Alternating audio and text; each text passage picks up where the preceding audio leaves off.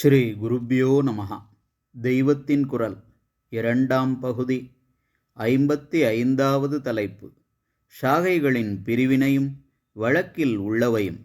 ஆதிகாலத்தில் இருந்தவர்கள் மகாசக்தர்களாக நிரம்ப யோகசக்தியும் புத்திவன்மையும் உடையவர்களாக இருந்ததால் ஒவ்வொருவரும் ஏகப்பட்ட வேத ஷாகைகளை அபியாசம் பண்ணி வந்தார்கள். அநேகம் மகரிஷிகளுக்கு தாமாகவே வேதங்கள் புரித்தன. மற்றவர்கள் குருவிடமிருந்து அசாதாரணமாக மேதா சக்தியினால் அபரிமிதமான வேத சாகைகளை கற்றுக்கொண்டார்கள். அதற்கப்புறம் இவர்களுக்காகவே வேத மந்திரங்கள் புரித்ததும் உண்டு. குருவிடமிருந்து கற்றதற்கு மேலாக புது புது வித்யைகளை பிரகாசப்படுத்தினார்கள். வேதம் முழுக்க சமுத்திரம் என்றால் அதை பூர்ணமாக அறிந்த யாரும் இருக்கவில்லைதான். ஆனாலும் இப்படி அந்த சமுத்திரத்தில் நிறைய பாகங்களை பற்றி தெரிந்தவர்களாக ஆதிகாலத்தில் இருந்தார்கள். பிற்காலங்களில் மனுஷர்களின் தெய்வீகமான யோக சக்திகள் குறைந்து கொண்டே வந்து கலி ஆரம்பத்தில் ரொம்ப க்ஷீணமடைந்து விட்டது. ஜனங்களின் ஆயுஷ், ஆரோக்கியம், புத்திபலம் எல்லாமே ரொம்ப குறையலாயிற்று. புராணங்களில் இப்படி சொல்லியிருப்பதைத்தான் மேலே சொன்ன நச்சினார்க்கினியர் உரையிலும் சின்னாட் பல்பினி சிற்றறிவினோர் என்று சொல்லியிருக்கிறது. இதெல்லாம் பரமாத்மாவின் லீலைதான். ஏன் இப்படி குறைய வேண்டும் என்றால் சொல்லத் தெரியவில்லை. வேதங்களை நிரம்பக் கற்று யஜ்ஞாதிகளும் முடிவிலே ஆத்ம விசாரமும் பண்ணிக்கொண்டு வந்தவர்கள் தலைமுறை தலைமுறையாக நன்றாக விருத்தியாகிக் கொண்டுதானே வர வேண்டும். அப்படி இல்லாமல் ஏன் க்ஷீணமடைய வேண்டும் என்று கேட்டால் பதில் சொல்லத் தெரியவில்லை. பரமாத்மா ஒரே மாதிரி இல்லாமல் நூதனமாக விசித்திரமாக விளையாடிக்கொண்டு இந்த லோக நாடகத்தை நடத்துவதால் இப்படி இருக்கிறது என்றுதான் சொல்ல வேண்டியிருக்கிறது.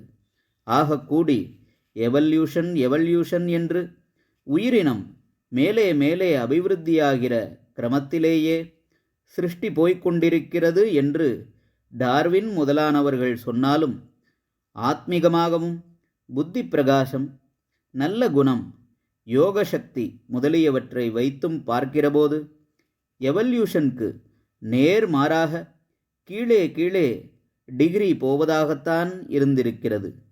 இதிலே ஒரு ஃப்ரீசிங் பாயிண்ட், அப்படியே குளிர்ந்து உறைந்து போய்விடுகிற நிலை மாதிரி கலியுக ஆரம்பம் வந்தது. கிருதயுகத்திலிருந்து மனுஷர்களின் சக்தி குறைந்து கொண்டே வந்திருக்கிறது. அந்த யுகத்தில் அஸ்தி, அதாவது எலும்பு இருக்கும் வரை ஒருத்தருக்கு ஆயுஷ் இருக்கும். இரத்தம், மாம்சம் எல்லாம் வற்றி போய்விட்டாலும் கூட எலும்புக்கூடு உளுத்து விழுகிற வரையில் உயிரோடு இருப்பார்கள்.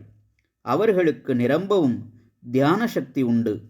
அவர்களை அஸ்திகத பிராணர்கள் என்று சொல்லியிருக்கிறது. திரேதாயுகக்காரர்கள் மாம்சகத பிராணர்கள், அதாவது இரத்தம் சுண்டிவிட்டால் கூட மாம்சம் அழுகிறவரை உயிரோடு இருப்பார்கள். இவர்களுக்கு யஜ்ஞாதி கர்மாக்களை பண்ணும் சக்தி விசேஷமாக உண்டு. துவாபரயுக ஜனங்களுக்கு ருத்ரகத பிராணர் என்று பெயர். ருத்திரம் என்றால் இரத்தம். தமிழில் உதிரம் என்றாகியிருப்பது இதுதான். இவர்கள் இரத்தம் வற்றுகிறவரை ஜீவனோடு இருப்பார்கள். பூஜை பண்ணுவதில் இவர்களுக்கு சக்தி அதிகம். அப்புறம் இப்போது கலியுகத்தில் இருக்கிற நாம் அன்னகத பிராணர்கள் என்று சோறு உள்ளவரைதான் நமக்கு உயிர் உடம்பில் தரித்திருக்கும். நமக்கு தியான சக்தி, கர்மானுஷ்டான சக்தி, பூஜை பண்ணும் சக்தி எதுவும் இல்லை. கிருஷ்ணா ராமா என்று நாமாவை சொல்கிற சக்திதான் இருக்கிறது. நாமாவே காப்பாற்றிவிடும் என்பது வாஸ்தவந்தான். ஆனாலும் அதற்காக பிரம்ம சிருஷ்டியிலிருந்து வந்திருக்கிற வேதங்களை அழிந்து போகும்படி பண்ணலாமா? அது பெரிய நஷ்டமல்லவா? அந்த நஷ்டத்துக்கு ஹேது கிருஷ்ண பகவானின் தேகோத்சர்ஜத்தோடு தேகவியோகத்தோடு பெரிதாக ஆரம்பித்தது. கிருஷ்ண பரமாத்மா ஷரீரத்தை பரித்தியாகம் பண்ணிவிட்டு லோகத்தை விட்டு புறப்பட்டவுடன் ஒரு பெரிய இருட்டு வந்து சூழ்ந்து கொண்டு விட்டது. கிருஷ்ண பரமாத்மா பேரிலும் இருட்டு. கிருஷ்ண என்றால் கருப்பு. அவர் பிறந்ததும் இருட்டு. காராகிருகத்திலே நட்ட நடுநிசியிலே அவர் பிறந்தார். ஆனால் அவரே லோகத்துக்கெல்லாம் ஞான ஜோதியாக இருந்தார்.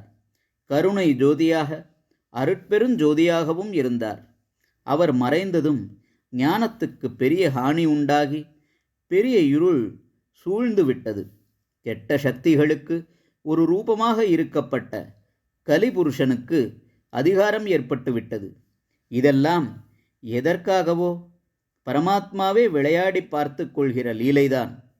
ஒரே ஜோதியாக வந்தார், அப்புறம் ஒரே இருட்டு வந்துவிடுமோ என்று பயப்படும்படியான நிலை உண்டு பண்ணினார். இதற்கப்புறம் ஒரு கருணை உண்டாகி லோகம் இப்படி ஒரே அடியாக வீணாகிவிட வேண்டாம், கலிக்கு கொஞ்சம் மாற்று மருந்து, கலியின் விஷத்தை முறிக்கிற மருந்து கொடுத்து ரட்சிக்கலாம் என்று நினைத்தார். வேதந்தான் அந்த மருந்து. கலிபுருஷன் அதை கபளீகரம் பண்ணிவிடாமல் காப்பாற்றிவிட்டால் போதும், லோகம் பிழைத்து கொள்ளும். இருட்டிலே அது ஒரு விளக்காக வழிகாட்டி கொண்டிருக்கும் என்று பரம கருணையோடு எண்ணினார். பழைய மாதிரி வேதம் ஜோதியாக பிரகாசிப்பது கலியில் சாத்தியமில்லை. கலிபுருஷனுக்கு அதிகாரம் கொடுத்தபின் அப்படி பண்ணுவதற்கில்லை. ஆனாலும் அது குறைந்த அளவுக்காவது எவ்வளவு பிரகாசிக்க வேண்டுமோ அந்த அளவு இருக்கும்படி பண்ண வேண்டும் என்று நினைத்தார். தம்முடைய அம்சாவதாரமான வேதவியாச மகர்ஷி மூலமாக இந்த பெரிய உபகாரத்தை செய்தார். ஹரஹர சங்கர, ஜெய ஜெய சங்கர. தெய்வத்தின் குரல் மேலும் ஒலிக்கும்.